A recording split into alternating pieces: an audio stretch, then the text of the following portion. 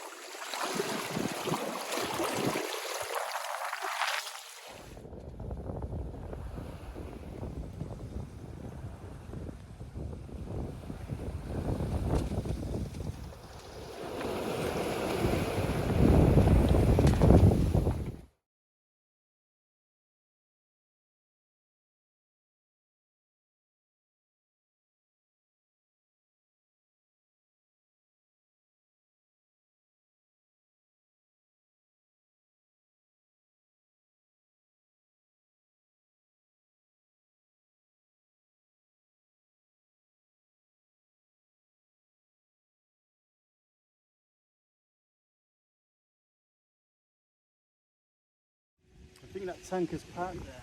It's been sat there for about...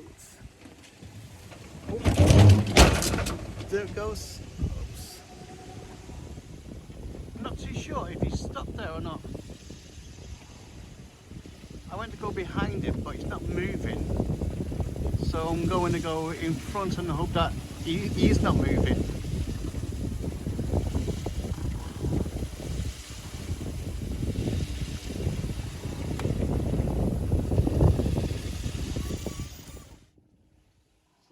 Passing one another.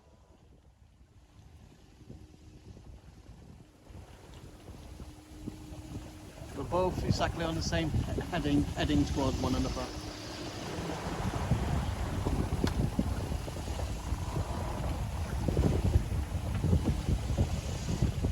And this is why we have night watches.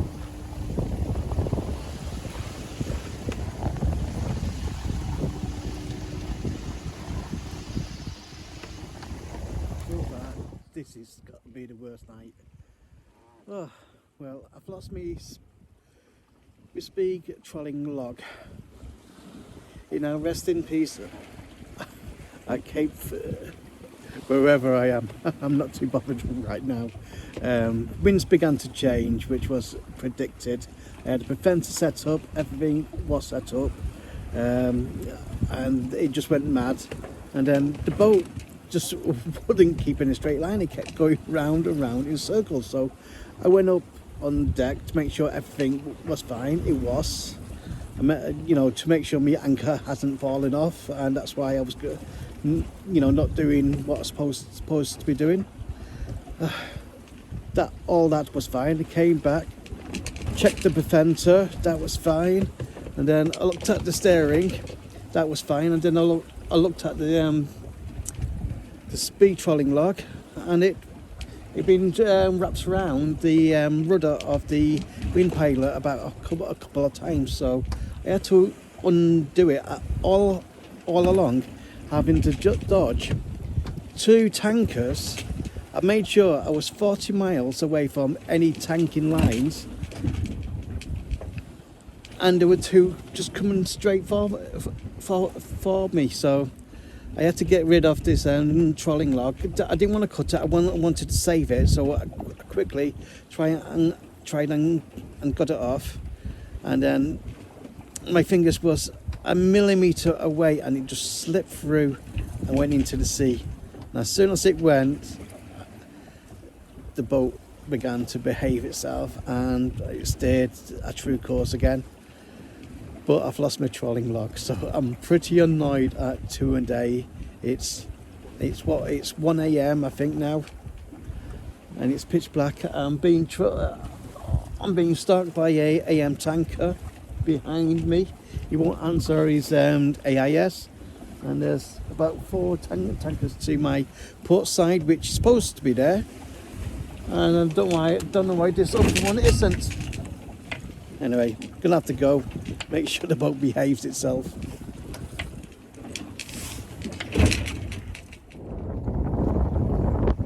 Number wanted.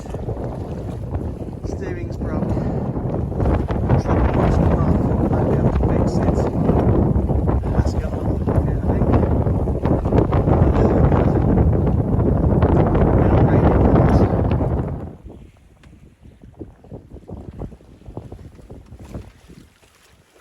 Not gonna lie, that was one of the hardest things I've had to do.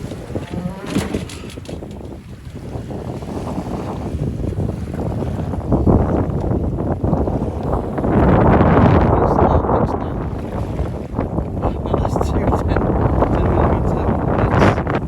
I should have got some knuckle nuts. Can't find them, so I had to get those in there. Quickly. Hopefully back on track now. Well, no sooner as I fixed that thing, a tanker appeared out of nowhere. Thankfully we were on more or less the same course, straight ahead. Like I said, I have given it room, and I am going way past the shipping lanes that are down that way. And I'm tired. I had to do something very frightening. I had to take off my life jacket. I was tethered on and everything, but to fit through here, there we go. This little body would not fit through it, and I don't know why. And then I had to come onto this side to put the nuts on. Thankfully, Peter, who makes this wind pilot, saw fit. Most of the stuff doesn't fall off. It's just the nuts that fall off. But it was a locking nut that was on it, so I don't know how.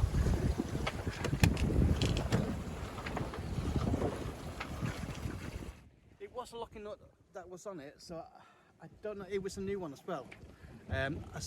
I serviced it well about 6 months ago, but I made sure there was locking nuts on most of them, except for one beneath the pendulum itself, because that needs to be moved up and down, and it's a bugger when you can't, because it's a locking nut. But I'm going at 2.7, and right now I really don't care. It's been one of those nights, it's been one of those days, but we'll get there. This isn't about how fast I can get to one place. This is about spending time out at sea, finding all these little problems, fixing them. It's like you look at all these big races. You know, you go boss Alex. He's broke his boat so many times, and they're brand new boats, millions of pounds. This boat cost me £3,000. Exactly. If it can get me to where I want to get to, and it's a really safe boat. I feel really safe in this boat. Anyway, gonna have to go. Keep an eye out on my friend and anyone at Pace, and make sure Mr. Wind Pilot doesn't want to break again. Okay, I might make another cup of tea now. Example. Right behind me. I suppose at least he waited until I went past.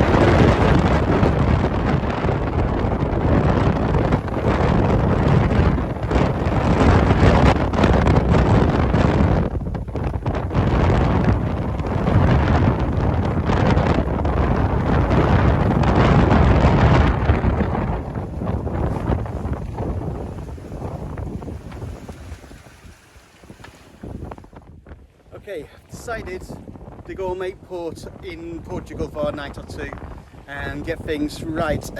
There's a problem with an electrical fault, like I keep saying.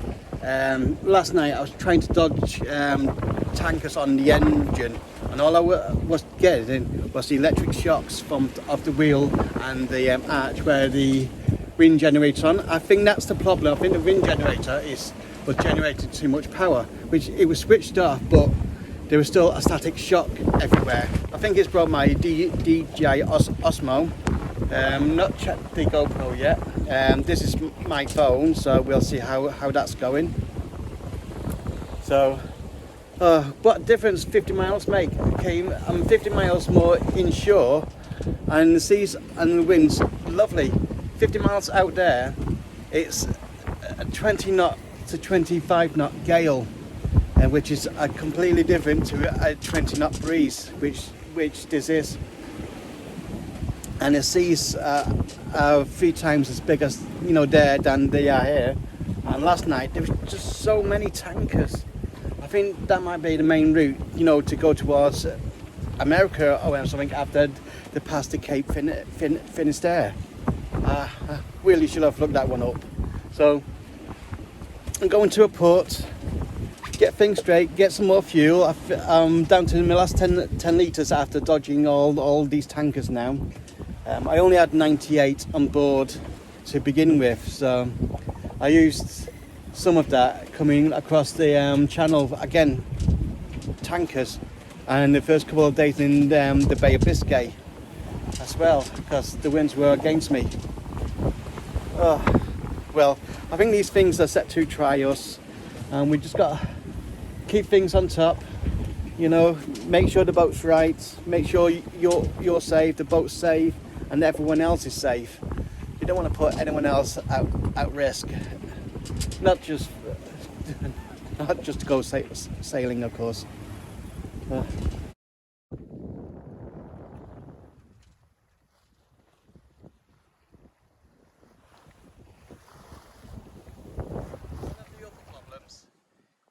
My wind instruments aren't giving me the right information, and neither's the depth, of course, but that's a different story. It works fine when I'm in shallower places. I think I need to put more baby oil in it. Anyway, back to the wind instrument. I think one of the problems is that it's mounted on the side of the mast on the starboard side, so I'm not getting any wind coming from port side when I'm like this. And last night, although I wasn't steering by this, I was using the arc above the mast for that fact. I just don't know what's happening, but there was more than 20 knots, I know that for sure.